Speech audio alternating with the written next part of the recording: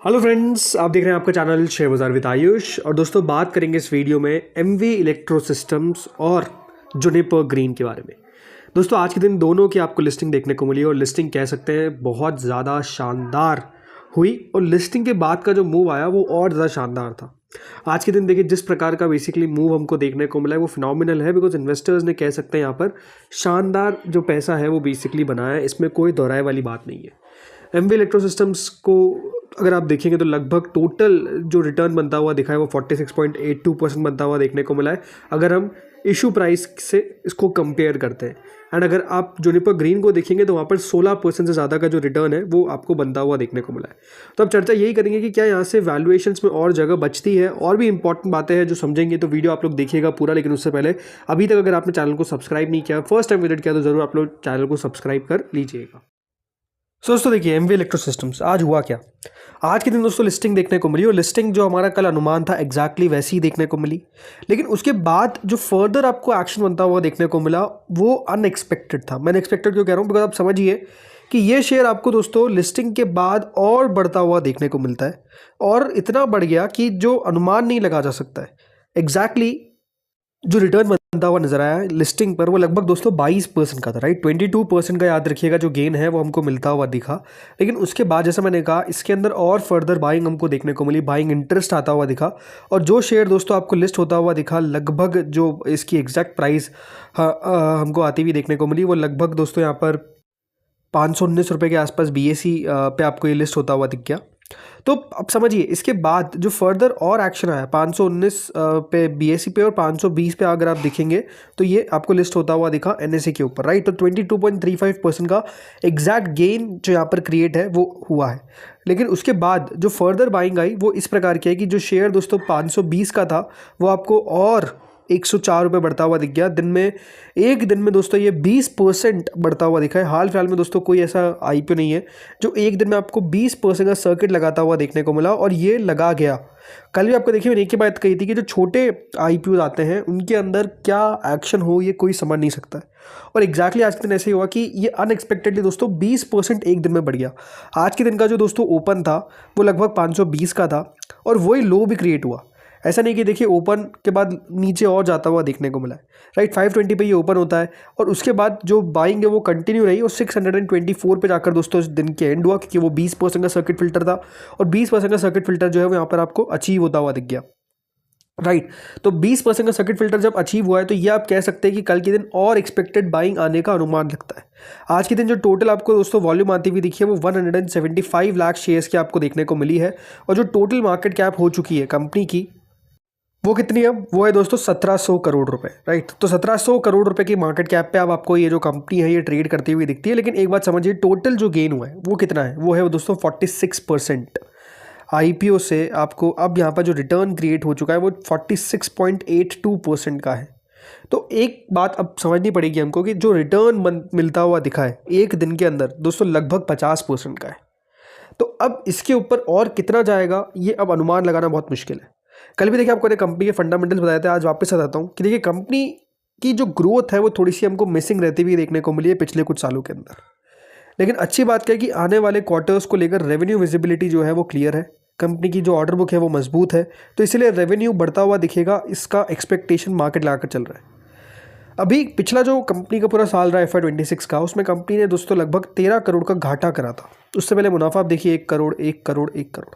तो मुनाफा जो है वो उतना कुछ खास हमको आता हुआ देखने को मिल नहीं रहा था, प्लस पिछला साल तो कह सकते हैं काफ़ी ख़राब रह गया।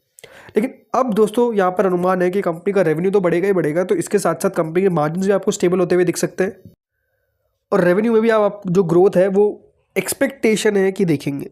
तो ये दोस्तों अब बाजार का अनुमान है। अब एक बात आप समझिए कि अगर आपके पास ये IPO अभी भी पड़ा हुआ है, पहली बात तो अगर आपने होल्ड कर लिया तो नो डाउट आपने बहुत ही बढ़िया काम किया, ठीक है।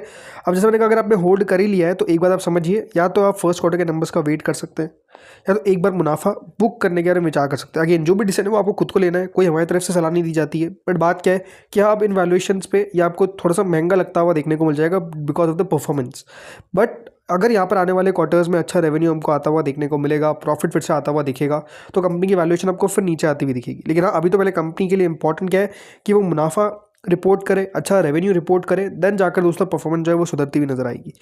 ये बात सही है कि दोस्तों इस कंपनी के अंदर जो ग्रोथ की एक्सपेक्टेशन है वो बहुत ज़्यादा है। मतलब अगर अभी आप दोस्तों कंपनी का 50 करोड़ का रेवेन्यू देख रहे हैं FY26 के अंदर, तो ये माना जा रहा है कि FY27 के अंदर जो कंपनी का रेवेन्यू हमको टोटल आता हुआ दिखेगा वो करीबन 200 करोड़ से 300 करोड़ के रेंज के आसपास रहता हुआ दिखेगा।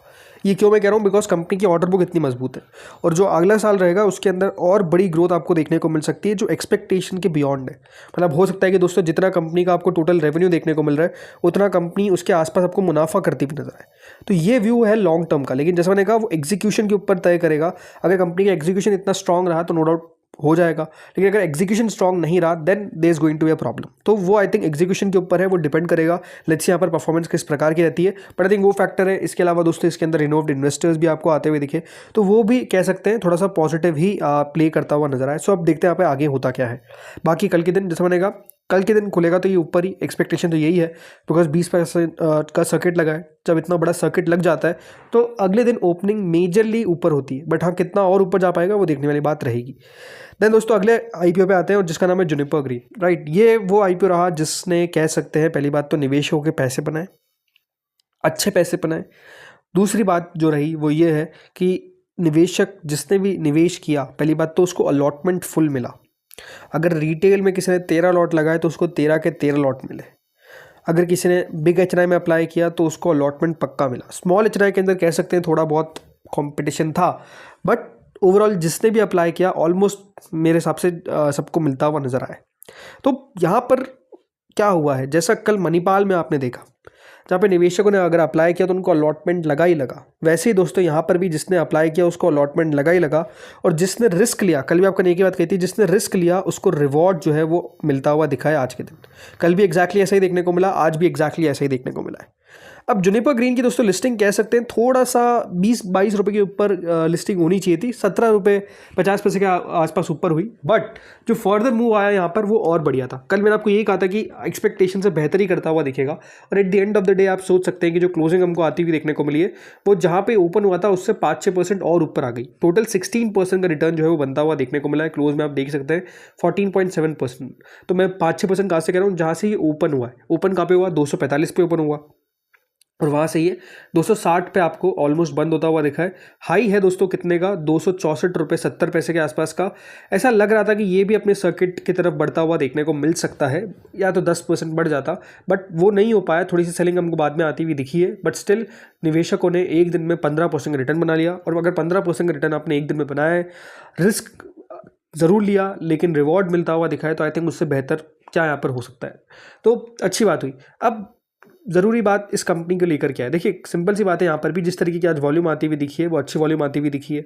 कंपनी की मार्केट कैप 14,936 करोड़ के आसपास हो चुकी है। इस कंपनी के लिए अब बहुत महत्वपूर्ण है कि ये भी दोस्तों लगातार नंबर अच्छे रिपोर्ट करें। इस पूरे सेक्टर के अंदर कंपनीज का रेवेन्यू आपको लगातार बढ़ते हुए दिख रहे हैं। ये आपको कल भी बताया। प्रॉब्लम आ रही है, कंपटीशन बहुत इंटेंस होता जा रहा है। मतलब हर समय दोस्तों कोई ना कोई नई कंपनी जो है वो ग्रीन एनर्जी का काम कर रही है। प्लस इन कंपनीज के ऊपर दोस्तों प्रॉब्लम क्या है, डेट बहुत ज़्यादा है, कर्जा बहुत ज़्यादा है। वो कर्जे को किस तरीके से कम करेगी ये कंपनीज, वो ज़्यादा क्रूशल होने वाला है। इसके कारण हो क्या रहा है, कंपनी ऑपरेटिंग प्रॉफिट तो बहुत शानदार कर रही है। आप सोचिए 719 करोड़ का कंपनी का सेल था, उसमें से ऑपरेटिंग प्रॉफिट जो था वो 608 करोड़ का था। मतलब कंपनी के जो मार्जिन थे वो लगभग 85% के आपको देखने को मिले। बट जो एंड होते होते प्रॉफिट रह गया वो 600 करोड़ छोड़िए, 500 करोड़ छोड़िए, 400 करोड़ छोड़िए, 300 करोड़ छोड़िए, सिर्फ 40 करोड़ पर आया है। और ये प्रॉफिट जो है वो कंपनी का बढ़ ही नहीं पा रहा है। क्यों? बिकॉज जो इंटरेस्ट कॉस्ट है वो आप सोचिए 400 करोड़ आपको आती हुई दिखी, और डेप्रिसिएशन कॉस्ट जो है वो 237 करोड़ रुपए आती हुई दिखी। तो कंपनी का जो पीबीटी रह गया वो कितना रह गया, मात्र 55 करोड़ का। 55 करोड़ का क्यों रह गया? बिकॉज डेप्रिसिएशन और इंटरेस्ट कॉस्ट इतनी ज़्यादा दोस्तों कंपनी के आप कह सकते हैं प्रॉफिट के प्रोस्पेक्ट्स को डेंट कर रही है कि कंपनी मुनाफा रिपोर्ट ही नहीं कर पा रही है। तो इसलिए अब बहुत इंपॉर्टेंट है कि कंपनी अपने प्रॉफिट को तभी अच्छा रिपोर्ट कर पाएगी जब अपने से इंटरेस्ट और डिप्रिसिएशन, चलिए डिप्रिसिएशन छोड़ देते हैं, इंटरेस्ट को कम करेगी। इंटरेस्ट कॉस्ट जितना कम होगा, जितना कंपनी की बोरोइंग्स कम होगी, उतना आप कह सकते हैं बेहतर परफॉर्मेंस होगी, उतना कंपनी का जो मुनाफा है वो आपको ज़्यादा देखने को मिलेगा। तो वही बात है, बाकी ठीक है, ये बढ़ता हुआ दिख रहा है। अब दोस्तों जो स्टॉक की वैल्यूएशन है वो आप देखिए 869 के आसपास का पी है। तो ये आप कह सकते हैं कि देखिए देखने में महंगा छोड़िए, आउट ऑफ द बॉक्स दिखता है, बट बात क्या है कि बाजार समझ रहा है कि हाँ ये कंपनीज बेहतर करेगी अगर इनका कर्जा कम हो जाएगा। और इस सेक्टर में कर्जा है ही, मतलब ये हाई डेट वाला पूरा सेक्टर ही है।